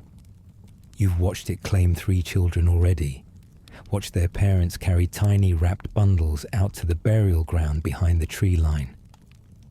The disease started with what seemed like an ordinary cold, sniffles and a mild cough that didn't seem worth mentioning. But then the cough changed. It became something else entirely, a violent, uncontrollable spasm that seemed to turn the child inside out. They'd cough and cough, unable to catch their breath, face turning red and then blue, until finally they'd gasp in a desperate whoop of air that gave the disease its name. These coughing fits came in waves, sometimes dozens of times a day, and they could last for weeks. Children vomited from the force of the coughing. Some burst blood vessels in their eyes. The youngest ones, the infants who couldn't yet coordinate their breathing properly, simply suffocated. There was nothing to be done. No treatment that worked. You just watched and waited and hoped that your child would be one of the ones who survived, who coughed their way through and emerged on the other side, weakened but alive. Yellow fever came in summer when the heat was thick and the mosquitoes were at their worst. Quarantine flags went up in the port cities, and if you were anywhere near New Orleans or Charleston or Savannah when it arrived, you knew the dying had begun. They called it Yellow Jack, or sometimes just the fever, spoken in lowered voices like an invocation of something evil. The disease announced itself with sudden onset. One moment you're fine. The next, your head is splitting and your back aches like someone has been beating you with a stick. Fever follows, high and unrelenting, leaving you drenched in sweat and delirious with heat. Then comes the mercy period, a few hours or maybe a day, when the symptoms ease and you think perhaps you've escaped the worst. But if you're one of the unlucky ones, and half of those who catch yellow fever become unlucky ones, the disease comes roaring back. This is when the jaundice appears, your skin and eyes taking on the sickly yellow tint that gives the disease its name. Your liver is failing, poisoned by a virus that was carried into your body through a mosquito bite you never even noticed. Bleeding begins, from the gums, the nose, the stomach. Black vomit, they called it. The medical term is hematemesis, but the plantation term was more accurate in its horror. The vomit was black because it was full of blood, digested blood, a sign that the internal hemorrhaging had become catastrophic. Recovery from this stage was rare. More often, the yellow fever patient simply bled out from the inside, their body unable to contain what was supposed to stay contained. Like malaria, yellow fever granted some immunity to survivors, and like malaria, this immunity was more common among those of African descent. Enslavers twisted this into another justification for bondage, another piece of evidence that black bodies were designed by God or nature to labor in climates that killed white men. The cruelty of this logic is almost breathtaking. Take a disease that kills tens of thousands. Note that some of your captives survive it at higher rates than you do. Conclude that their survival proves they belong in chains. Dysentery was the most democratic of killers. It didn't care about your age, your strength, or how valuable you were to the plantation economy. It came for everyone, spread by the contaminated food and water that was simply the reality of life in the quarters. The flux, people called it, a polite name for a violent illness. It started with cramps, deep twisting pains in the gut that made you want to curl into yourself and disappear. Then came the diarrhea, bloody and relentless, sometimes dozens of times a day, until there was nothing left to expel but mucus and blood. You'd grow weak fast, dehydration setting in, while your body rejected any attempt at nourishment. The privy behind the quarters, already overflowing and foul, became the center of a constant stream of suffering humanity. Children were especially vulnerable. Their small bodies had less reserve to draw on, less margin for error. Mothers watched their babies slip away from dysentery with a regularity that should have been unthinkable, but instead became just another fact of plantation life. The disease thrived on poor sanitation, on the lack of clean water and proper waste disposal, on the crowding that made it impossible to isolate the sick from the well. Every case was a failure of basic human care, a predictable consequence of conditions that enslavers imposed and then blamed on the enslaved themselves. Tetanus waited in the soil, in the rust on old nails, in the dirty tools you used every day without a second thought. They called it lockjaw, and the name was accurate. The disease announced itself with stiffness in the jaw muscles, a tightening that made it difficult to open your mouth or swallow. Then the spasms began. Your muscles would contract involuntarily, pulling your body into unnatural positions, arching your back, until only your head and heels touched the bed. The facial muscles would twist into a grimace called risus sardonicus, a sardonic smile that had nothing to do with any emotion you actually felt. The spasms came in waves, triggered by light, by sound, by touch, by nothing at all. And through it all, you remained conscious, feeling every muscle tear against itself, every moment of a body completely out of your control. Death usually came from exhaustion or from the inability to breathe when the spasms seized the respiratory muscles. Tetanus was particularly common in newborns, entering through the umbilical stump when it was cut with dirty tools or dressed with contaminated materials. Neonatal tetanus killed thousands of enslaved infants, their tiny bodies too weak to survive the muscular violence of the disease.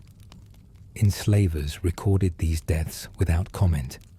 Just another line in the ledger, another failed investment in future labor. Sometimes the killer wasn't a germ or a parasite at all. Sometimes it was simply what you ate, or more accurately, what you didn't eat. Pellagra was a slow stalker, a disease born of deficiency rather than infection. The standard plantation diet for enslaved people was monotonous to the point of cruelty. Cornmeal, fatback pork, molasses, maybe some vegetables from the small garden plots you were sometimes allowed to tend in whatever hours remained after the day's labor. This diet was cheap for enslavers to provide and just barely sufficient to keep bodies working. But it was desperately short of certain nutrients, particularly niacin, a B vitamin essential for cell function. Without enough niacin, your body began to fail in specific and terrible ways. The disease announced itself with the 4 Ds: dermatitis, diarrhea, dementia, death. The skin around your neck and hands would become rough and scaly, darkening and cracking in a pattern that followed sun exposure. Your digestion would turn chaotic, and worst of all, your mind would begin to slip. Confusion at first, memory problems, then deeper changes, depression, anxiety, eventually full-blown psychosis if the deficiency continued long enough. Plantation doctors sometimes attributed these mental symptoms to moral failings or inherent characteristics of the enslaved population. They invented terms and theories to explain what was simply starvation. The slow starvation of a body denied the building blocks it needed to function. Pellagra was entirely preventable. A more varied diet would have eliminated it entirely. But variety cost money, and enslaved people weren't worth the expense. Hookworm crept in through the soles of your feet. Literally. The parasites lived in contaminated soil, and if you walked barefoot through an infected area, which you did constantly, because shoes were a luxury that enslaved people rarely received, the larvae would burrow through your skin and begin their journey through your body. You might feel a slight itch where they entered, a sensation called ground itch that was easy to ignore. From the skin, they traveled to the lungs, where they were coughed up and swallowed, finally arriving in the intestines, where they attached to the intestinal wall and began to feed. On you, on your blood. A heavy infestation could drain enough blood to cause severe anemia. You'd feel tired all the time, a bone-deep exhaustion that no amount of rest could cure. Your skin might take on a pale, yellowish tint. You'd become weak, short of breath, unable to perform the labor that was demanded of you. Children with heavy hookworm burdens often showed stunted growth and delayed mental development, their bodies robbed of the nutrition they needed during critical years. Enslavers and their doctors noticed these symptoms and developed their own theories. They called it dirt eating or cachexia africana, attributing it to a supposed African habit of consuming soil. The racism embedded in this diagnosis was profound.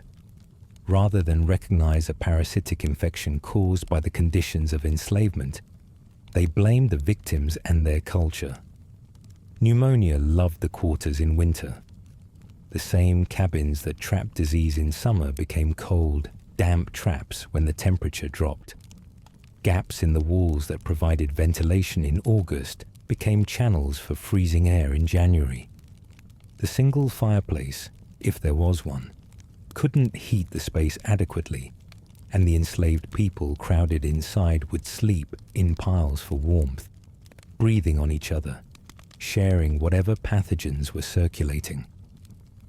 A cough that started as a simple cold could progress to pneumonia in days, especially in bodies already weakened by malnutrition and overwork.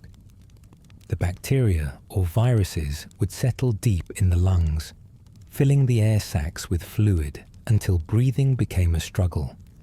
You'd hear it in the quarters at night, the wet, rattling coughs, the labored breathing of people fighting for air. Fever would spike. Chest pain would make it agony to draw breath. The sound of someone drowning in their own lungs was unmistakable once you'd heard it. A bubbling, gurgling noise that haunted your sleep. And without antibiotics or even basic supportive care, the outcome often depended entirely on the strength of the individual body. Some survived, coughing their way back to health over weeks of suffering. Others didn't. Pneumonia was particularly deadly for the very young and the very old, the bodies at either end of the working age spectrum that enslavers valued least. Here's what's hardest to convey about disease in slavery. It wasn't just that people got sick. It was that sickness became another form of control, another way that the system of bondage worked itself into every aspect of life. Being sick meant being vulnerable. It meant being unable to meet the demands of labor and therefore subject to punishment. It meant being seen as defective, as damaged goods, as less valuable. Enslaved people who fell ill faced impossible choices. Work through the sickness and risk making it worse. Report the illness and risk being accused of malingering, of faking, of trying to avoid work. The overseer's whip didn't pause for fever. The cotton didn't stop needing to be picked because your body was fighting off malaria. The cruel mathematics of the plantation meant that your suffering was always weighed against your productivity, and productivity usually won. Some enslaved people developed their own medical traditions, drawing on African healing practices brought across the Atlantic and adapted to the plants and conditions of America. Root doctors and conjures, women held knowledge that was sometimes more effective and certainly more compassionate than what the plantation physician offered. These healers treated illness within a framework that recognized the humanity of their patients, that understood sickness as more than just a mechanical failure to be fixed or a financial loss to be calculated. But even these healers couldn't overcome the fundamental conditions that bred disease. The children suffered most. Their small bodies had less reserve, less ability to fight off infection, less margin for error. Infant mortality on plantations was staggering by modern standards, sometimes reaching rates where half or more of babies born didn't survive their first year. Enslaved mothers buried child after child, their grief compounded by the knowledge that even a surviving child would be born into bondage, would face the same diseases, the same conditions, the same impossible odds. Measles swept through the quarters and took the youngest first, their fevers spiking so high that some went into convulsions before they died. Scarlet fever left its mark in peeling skin and weakened hearts. Common childhood illnesses that modern medicine renders inconvenient became death sentences in bodies that lacked the nutrition and care to fight them off. Enslavers sometimes blamed this high mortality on the supposed neglect of enslaved mothers, on African infant care practices they didn't understand and therefore dismissed as primitive. The truth was that the conditions of slavery itself killed babies. Pregnant women were often worked until days before delivery and returned to the field soon after. They had no time to nurse properly, to recover, to care for their newborns the way healthy infants needed to be cared for. This wasn't natural mortality. It was manufactured mortality. Death rates created by a system designed to extract maximum labor at minimum cost. You think about all this as you stand in the pre-dawn darkness, waiting for the horn that signals the start of another day's work. That ache behind your eyes hasn't gone away. If anything, it's worse. There's a new pain in your joints now, a stiffness that feels deeper than just sleeping on a hard pallet. You know what this might be. You've seen it before, watched it work through others in the quarters. Maybe it's just a cold. Maybe it's the start of something worse. Either way, you'll work today. You'll work until you physically cannot, and maybe even after that, because the alternative is worse. You'll watch for the signs in your body, the progression of symptoms that might tell you what particular devil has chosen you. And you'll hope, against all evidence and experience, that this time you'll be lucky, that this time your body will fight off whatever is trying to take hold, that you'll be one of the ones who survives. The horn sounds, the day begins, and underneath the familiar rhythms of labor and exhaustion, the diseases are always there, invisible, passengers in the blood and lungs and guts of people whose bodies were never their own.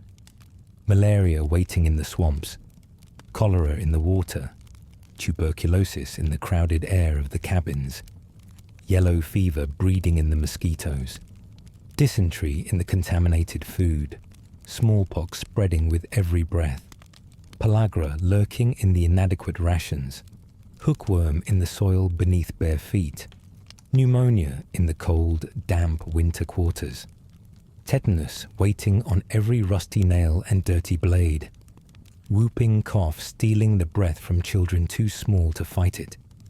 Each one a killer. Each one a direct result of the conditions imposed by slavery. Each one evidence of a system that worked people to death and called it natural, that created the conditions for epidemic disease and then blamed the victims for their own suffering. But here's what the disease records don't show: the resistance, the survival, the ways that enslaved people cared for each other when no one else would, developed their own medical knowledge, found moments of healing and hope in conditions designed to break them. The grandmother who knew which herbs eased fever and which roots could settle a troubled stomach. The mother who stayed awake through the night with a sick child, bathing the small forehead with cool water, singing soft songs to ease the fear. The community that pooled its meager resources to help the weakest members survive, sharing food with the sick, taking on extra work so the ill could rest. Disease was a constant threat, but it wasn't the whole story.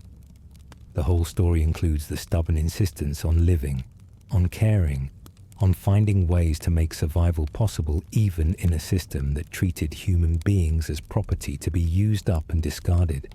Tonight, as you lie in your own bed, in conditions that would seem miraculous to anyone who lived through what we've discussed, take a moment to think about the people who didn't have the luxury of worrying about health insurance or annual checkups, the people for whom every sickness was a crisis, every fever a potential death sentence, every day of survival a small victory against impossible odds.